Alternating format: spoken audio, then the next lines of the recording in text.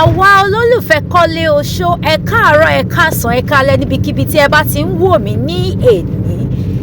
Inú mi dùn láti sọ fún yín wípé Koleoso part 10 ti wà lọ́nà báyìí nítorí wípé Iteledicon ó ti post ẹ̀ sí orí Instagram àti gbogbo social media handle ẹ̀ wípé ọjọ́ Friday 23rd of January ní Koleoso part 10 máa jáde. Nítorí náà tí ó bá ti di 23rd of January tí ó jẹ́ ọjọ́ Friday kí ẹ ti jókòó kẹ́ máa retí Koleoso apá kẹwàá.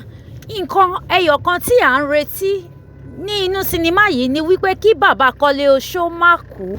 Tí bàbá Koleoso bá ti kú, eré ti tán nìyẹn. Ṣùgbọ́n ó dá mi lójú wípé ìtàn yìí kò lè lọ bẹ́ẹ̀ yẹn.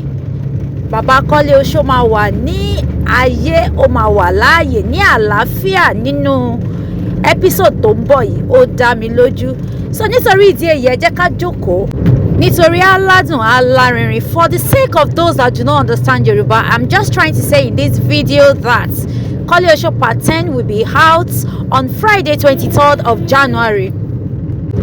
And it promises to be exciting, intriguing and fun-filled. So let's watch out for it.